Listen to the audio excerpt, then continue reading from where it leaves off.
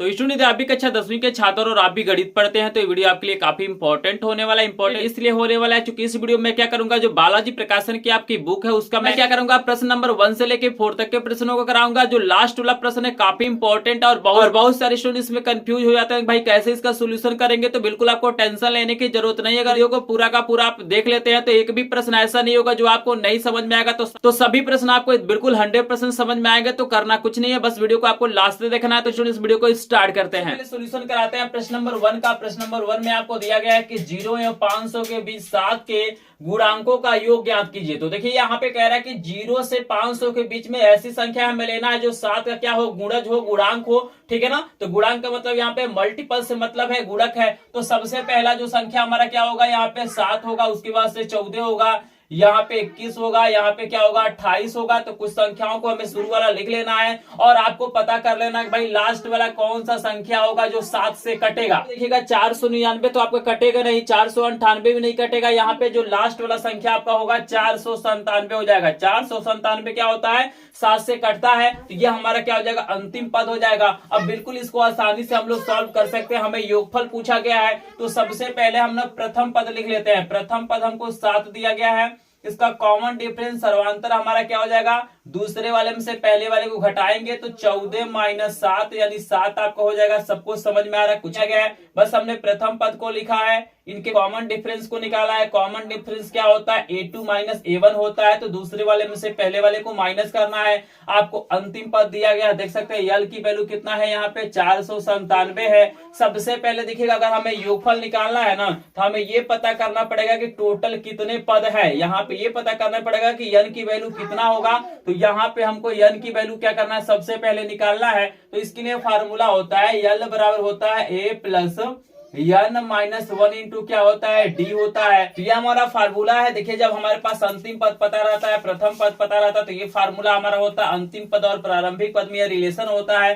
तो हमारा यहाँ पे L की वैल्यू दिया गया है 497, तो यहाँ पे 497 बराबर a की वैल्यू 7 है प्लस n की वैल्यू नहीं पता है तो इसको वैसे लिख देना है। d की वैल्यू हमारे पास क्या है, 7 है। अब यहाँ पे देखिए आपका हो जाएगा 497 बराबर यहाँ पे 7 प्लस 7 से गुणा करिए तो 7n और 7 कम 7 आपका कट जाएगा। यहाँ पे हो जाएगा 497 बराबर हो जाएगा 7n। ठीक है ना। यहाँ पे शेष पार्ट को यहाँ पे सॉल्व करते हैं तो देखिए इसको हम लोग लिख सकते हैं 7n बराबर लिख सकते हैं 497 यानी n बराबर आपका हो जाएगा 497 बट्टे आपका 7 हो जाएगा। 7 गुणा इधर जाएगा तो भाग हो जाएगा यानी n बराबर आपका हो जाएगा 7 7 49 7 कम 7 यानी 71। क्या पता चल गया कि भाई इसमें जो टोटल पदों की संख्या होगा कितना होगा, 71 हो जाएगा। जब हमको n की वैल्यू मिल गया तो आसानी से इसका हम लोग आंसर निकाल सकते हैं। क्योंकि हमारे पास क्या है, प्रथम पद पता है और हमारे पास क्या है, अंतिम पद पता है। तो योगफल का जो फार्मूला आपको लगाना है, देख लीजिएगा आपका फार्मूला होता है यन बराबर होता है n बटा 2 और यहाँ पे होता है a प्लस एल। जब आपके पास अंतिम पद पता रहता है तो इस फार्मूले को आपको लगाना है। अगर अंतिम पद नहीं पता होता है तो स्क्रीन पे आपको दिखाई दे रहा है इस फार्मूले का आपका प्रयोग करना है। लेकिन यहाँ पे आप दोनों फार्मूले का प्रयोग करेंगे आपका आंसर आ जाएगा। तो सबसे आसान है, इसी को हम लोग प्रयोग कर लेते हैं। तो यहाँ पे n के जगह पे आपको 71 लेना है बराबर यहाँ पे हो जाएगा 71 बटा 2 और यहाँ पे a की वैल्यू 7 है और l की वैल्यू 400 कितना है, 97 है।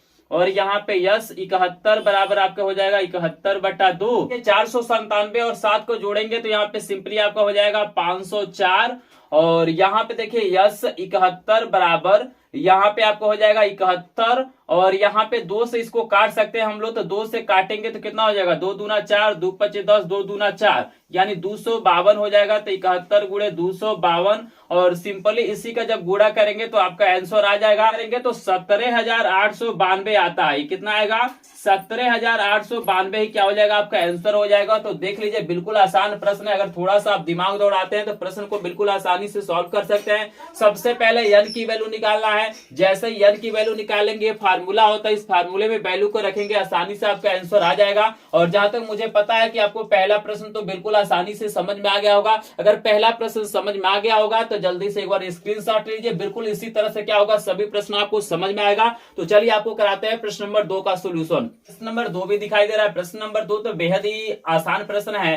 कह रहा है कि भैया संख्या 5 एवं 7 का समांतर माध्य आपको बताना है। तो देखिए हमारे पास क्या है, दो संख्या है, एक 5 है और 7 है। इसका समांतर माध्य पूछ रहा है, तो आप सभी जानते हैं कि समांतर माध्य की अगर बात करें तो यहाँ पे लिखेंगे समांतर, यहाँ पे लिखा जाए माध्य बराबर फार्मूला होता है कुल पदों का योग बटा पदों की संख्या। कुल पदों का योग मतलब दोनों पदों को क्या करना, हमें जोड़ना है और जितना पद उससे भाग करना है। तो 2 पद है तो 2 से भाग करेंगे, तो 7 और 5 जोड़ेंगे तो आपका 12 होगा बटे 2, और यहाँ पे भाग करेंगे तो आपका क्या हो जाएगा 6। तो ये आपका 6 आंसर हो जाएगा। तो बिल्कुल आसान प्रश्न है, बस आपको याद रखना है कि समांतर माध्य बराबर फार्मूला क्या होता है, कुल पदों का योग बटे क्या होता है, पदों की संख्या। जितना भी पद दिया गया है सबको जोड़िए और उनकी संख्या जितना हो रहा है उससे भाग करिए, आपका समांतर माध्य निकल जाएगा। आई होप आपको समझ में आ रहा होगा। चलिए इसके बाद से आपको कराते हैं प्रश्न नंबर 3 का सोल्यूशन। प्रश्न नंबर 3 काफी इंपॉर्टेंट है। यहाँ पे देखिए ना आपके सामने प्रश्न नंबर 3 दिखाई दे रहा है। कह रहे हैं यदि दो संख्याओं का अंतर 4 है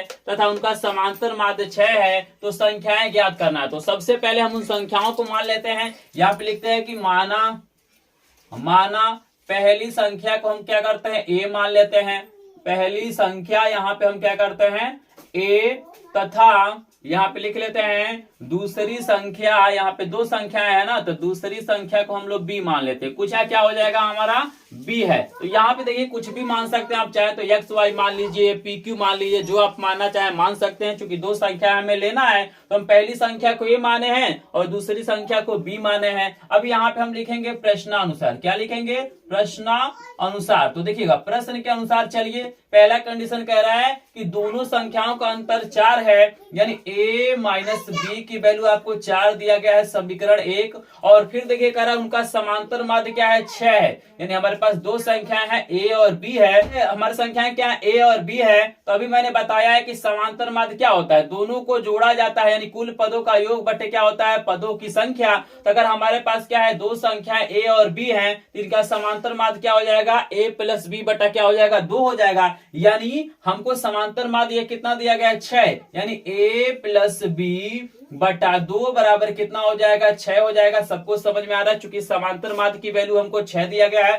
ये 2 हमारा भाग इस पक्ष में जाएगा तो गुणा हो जाएगा, यानी a प्लस b बराबर कितना हो जाएगा, 12। समीकरण नंबर 2 हो जाएगा। बस इस समीकरण को सॉल्व करना है, आंसर आपके सामने आ जाएगा। तो यहाँ पे देखिए एक जगह हमारा माइनस है, यहाँ पे प्लस है, तो दोनों समीकरण को जोड़ेंगे तो हम इसको हटा देते हैं। आपको समझ में आ रहा होगा। यहाँ पे लिखिएगा समीकरण, यहाँ पे लिखिएगा समीकरण 2 प्लस समीकरण 1 से, मतलब हम समीकरण 2 और 1 को जोड़ रहे हैं। आप चाहे तो लिख सकते हैं कि समीकरण 1 प्लस समीकरण 2 से। बात वही है, तो हम पहले 2 वाले को लिखते हैं। तो यहाँ हो जाएगा a प्लस b बराबर 12, और यहाँ पे 1 है, a माइनस b बराबर 4। देखिएगा ये हमारा समीकरण 1 है, और जोड़ते हैं तो यहाँ पे ये प्लस माइनस कट जाएगा, ये आपका 2a हो जाएगा, और 12 4 16 हो जाएगा, और a बराबर हो जाएगा 16 बटा 2। ये गुणा है तो इधर जाएगा तो भाग हो जाएगा, a बराबर आपका हो जाएगा 8। तो यहाँ पे सिंपली हमने क्या किया, a की वैल्यू तो निकाल लिया। अब ये वैल्यू क्या करना है आपको, समीकरण नंबर 1 में या समीकरण नंबर 2 में रख लेना है। तो यहाँ पे हम लिख लेते हैं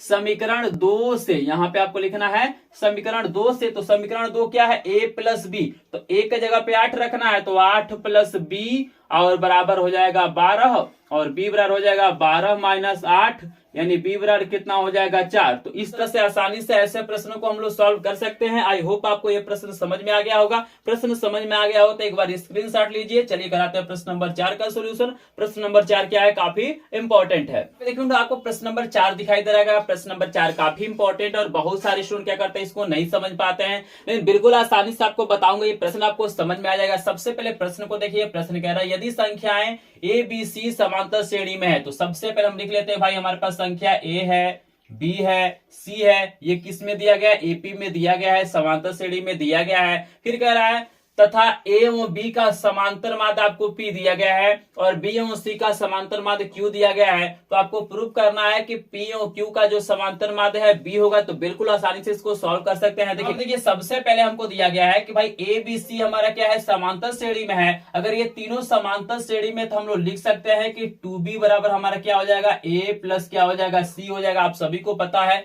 बिल्कुल आसानी से आपको समझ में आ रहा होगा कि तीनों हमारा क्या है, समांतर श्रेणी में। तो हम लिख सकते हैं 2b बराबर क्या हो जाएगा, a प्लस c, यानी बीच वाले पद का दुगुना जो होता है प्रारंभिक और अंतिम पदों के योगफल के क्या होता है, बराबर होता है। ये सबको पता होगा। अगर कहीं भी डाउट होगा तो कमेंट सेक्शन में बताइएगा। इसको हम मान लेते हैं समीकरण नंबर 1।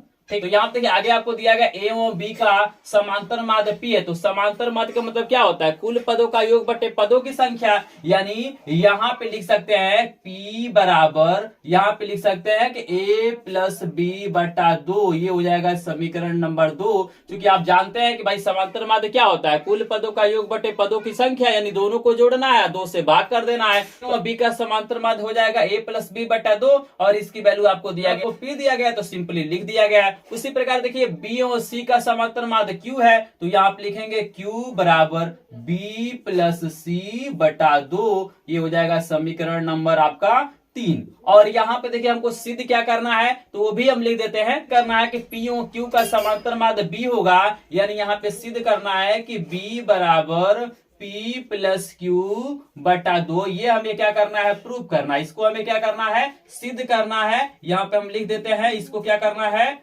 सिद्ध करना है। ठीक है, नहीं इसे हमें सिद्ध करना है। तो हमें क्या करना पड़ेगा, किसी भी हालत में समीकरण 1 और समीकरण 2 और समीकरण 3 के हेल्प से ही हमें इसे क्या करना है, सिद्ध करना है। तो चलिए हम लोग क्या करते हैं, इसको सॉल्व करते हैं। तो सबसे पहले हम क्या करते हैं, समीकरण 2 और 3 को जोड़ते हैं। यहाँ पे हमको क्या लिखना है, आपको सिंपली लिखना है समीकरण, यहाँ पे लिखना है कि 2 प्लस समीकरण, यहाँ पे लिखिएगा 3 से।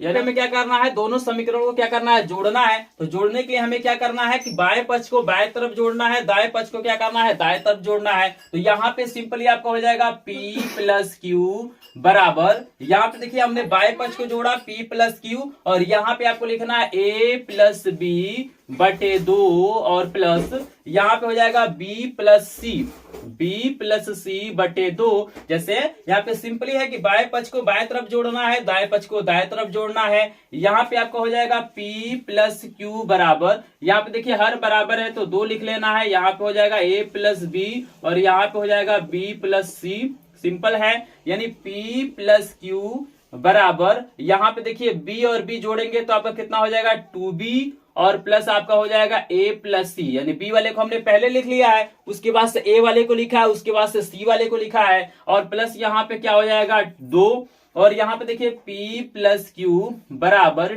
2B और प्लस यहाँ पे देखिए A प्लस सी के जगह पे देखिएगा समीकरण 1 में कि A प्लस सी के जगह पे हम 2B लिख सकते हैं, C के जगह पे हम लिख सकते हैं 2B समीकरण 1 से। तो यहाँ पे हो गया 2B और बटे हमारा हो जाएगा 2 और इसको आप चाहे तो मेंशन कर सकते हैं कि समीकरण 1 से, समीकरण 1 से हमने यूज किया है। और P प्लस क्यू बराबर आपका हो जाएगा 4B और बटे 2 और इसको सॉल्व करेंगे तो आपका हो जाएगा 2B। यानी जैसे 2 से काटेंगे तो P प्लस क्यू बराबर आपका हो जाएगा 2B भी हो गया। इसी को हम लोग ऐसे भी लिख सकते हैं, इसको हम लिख सकते हैं कि B बराबर P प्लस क्यू बटा क्या हो जाएगा 2। जैसे ये गुणा इधर जाएगा तो भाग हो जाएगा, तो B बराबर क्या हो जाएगा P प्लस क्यू बटे 2। यानी यहाँ पे P और Q का जो समांतर माध्य है क्या हो जाएगा, B लाना था। यही देख लीजिए हमें लाना था B बराबर P प्लस क्यू बटा 2। यही हमारा क्या है, आंसर है। आई होप आपको चौथा प्रश्न भी समझ में आ गया होगा। प्रश्न समझ में आ गया हो तो एक बार सभी लोग स्क्रीनशॉट ले लीजिए। आई होप आपको जो बालाजी प्रकाशन है उसका जो 5.3 का क्वेश्चन नंबर 4 तक के प्रश्न आपको इजिली समझ में आ गया होंगे। अगर प्रश्न समझ में आ गया हो तो सभी लोग वीडियो को लाइक करेंगे,